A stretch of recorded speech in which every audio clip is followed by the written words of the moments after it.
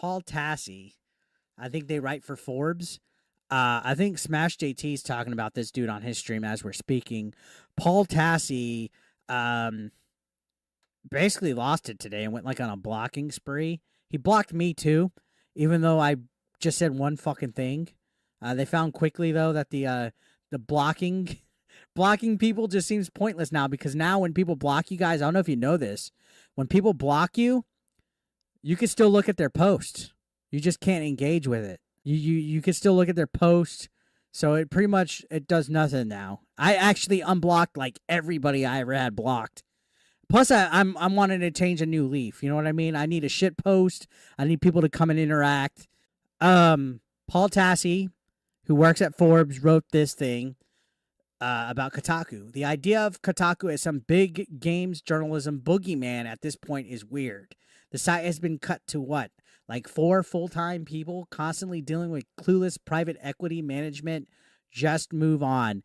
It's almost like this guy's turning a blind eye and closing his ears shut to everything the last 2 years. I would even say especially the last 8 months that people at Kotaku have been doing. Alyssa Mercante to name one. Now that they've been reduced, they're excused from their behavior. This guy's clearly running damage control for Kotaku.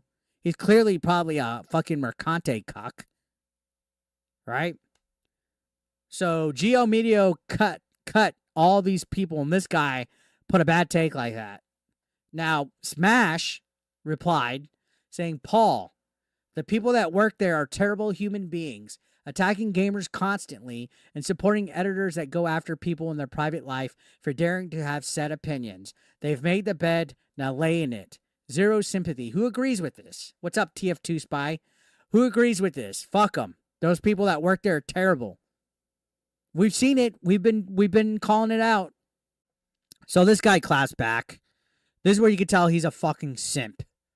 This is where you can tell he's a simp from hell. Says, aren't you the guy who made like 500 videos about Alyssa? That's where it's like, yeah, okay, we know you're on her side. We know that she could do no fucking wrong. Like these guys, oh, aren't you obsessed with her? Aren't you obsessed? Like that invalidates any fucking criticism over Alyssa Mercante. Like it fucking invalidates any criticism. What a fucking ass. Right? Gerald Jones says, isn't she that ex-sex worker who harasses everyone? She is. You saw it. You saw it today. She fucking came after me, trying to fucking Billy Badass me. Although I did bait her. I've debated her pretty good. And Chaotic Nerd, I'm not going to say this guy's username. Chaotic Nerd said, aren't you part of the journalist cult that disagrees with pretty much everything gamers say? Don't you make articles on people in games? I mean, your logic can be used on you at this point. This isn't even a comeback at this point. It's not. It's not. Because all these video game journos are just activists. They're just political activists that want to control this narrative. They want it their way or no way at all, right? They want the echo chamber, and they're soft. They'll go protected tweets. They'll block you. They'll go nuts, right? They don't like gamers. They hate them. Why do they work in the games journal industry? And by the way, this graphic looks fucking awesome. Is there sound? It's over 9,000. What, 9,000? What the it's fuck? Over 9,000. What, 9,000? It's actually over 9,000 videos on Alyssa Mercante. That's hilarious. So Smash says, imagine doing your job reporting to your audience information they're interested in hearing.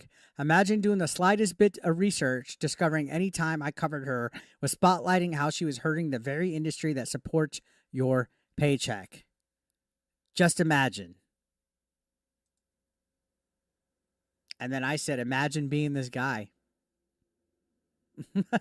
Imagine being this guy. I'm going to like my own fucking shit. That's what got me blocked. That's what got me fucking blocked. So Paul Tassi is a fucking clown. Look at this. Hey, Paul, ain't that crazy bitch the one whose naked obsession for SmashJT is through the roof that she called Smash his wife and tried to sow the seeds of doubt where she leaves him for the crime of being a man in her warped feminist mind?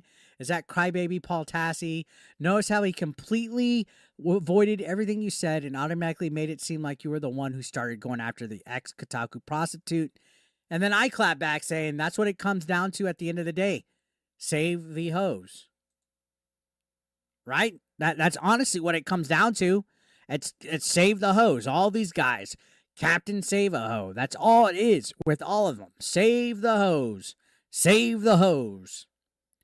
Mark Fox says Paul Tassi's at it again. Woke ideology neuters the brain's capacity to imagine.